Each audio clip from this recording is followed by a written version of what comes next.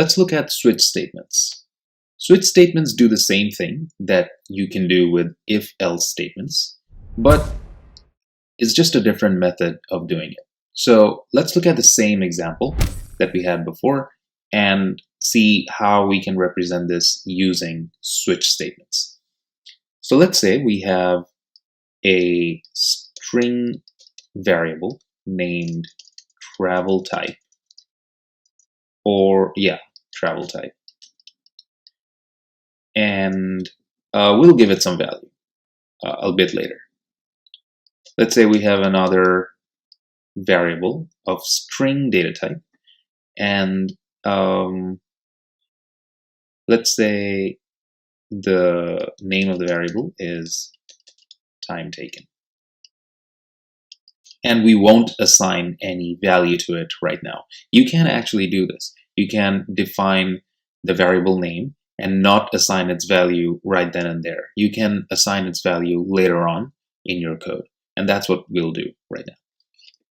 So once we have this, and there would be some value here, right? But we'll put it later.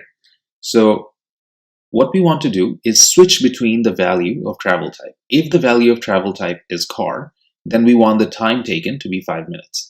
If the value of travel type is bike, then we want the value of time taken to be 10 minutes. If the value of travel type is walk, then we want the value of time taken to be 15 minutes.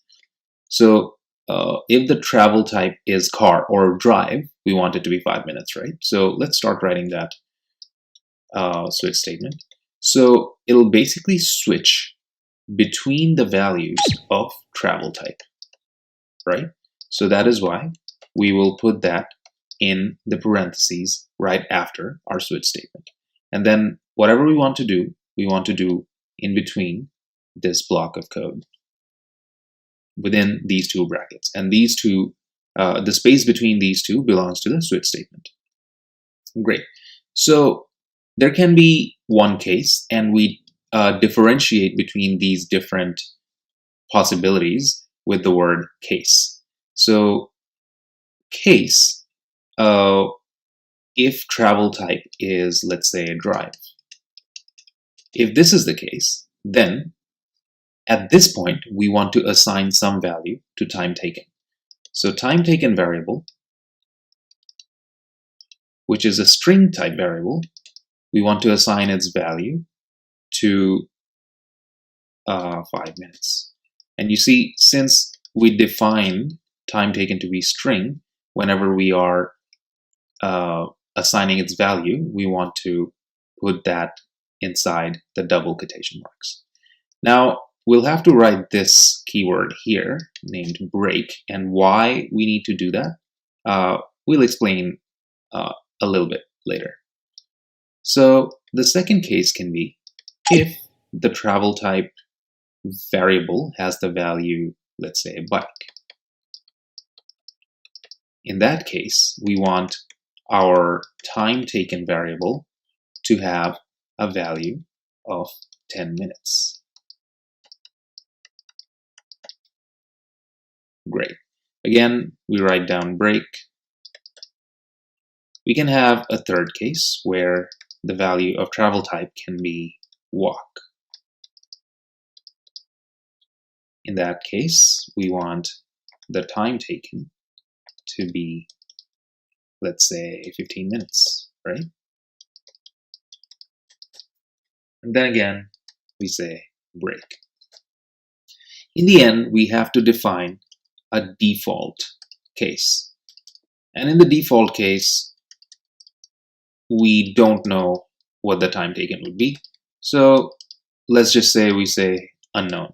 We don't know what the time would be.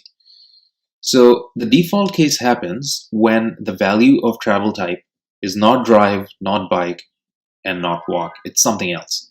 What if something else is the value of travel type? In that case, for this code, we would say we just don't know what the time taken would be. And then the code ends. After that, what we can do is we can just print out our time taken variable. actually. Yeah. We'll print out our time taken variable in the end.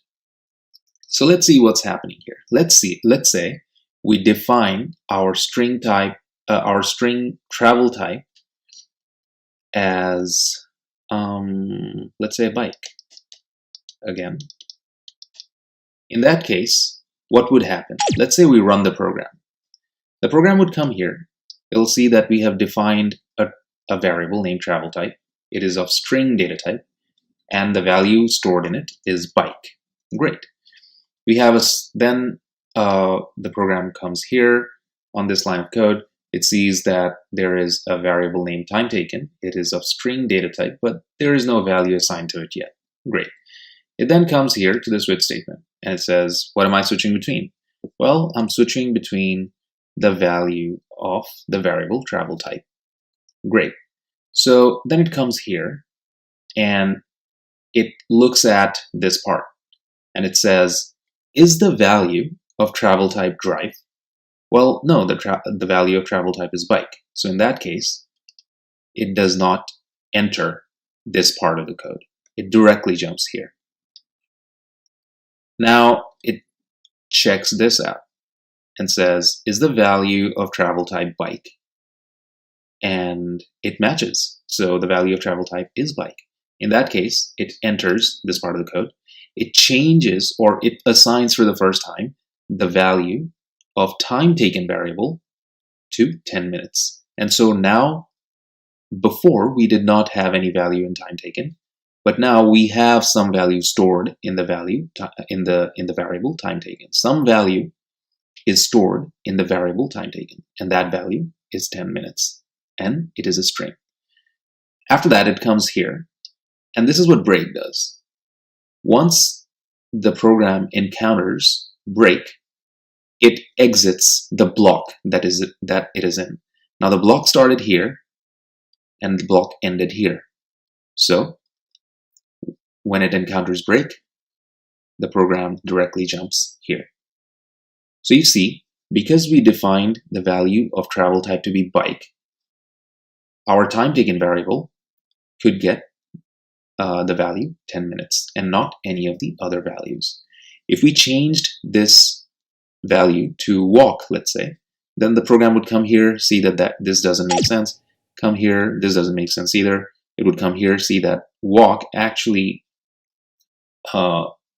is the same as the travel type variable's value, and then it'll execute this part only. It'll break, come here, and it'll print out time taken.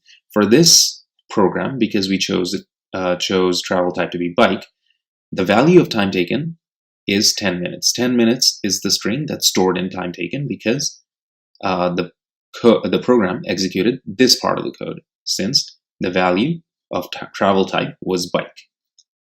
In that case, this line would just print out the value of time taken, and we'll see in our output that this is printed.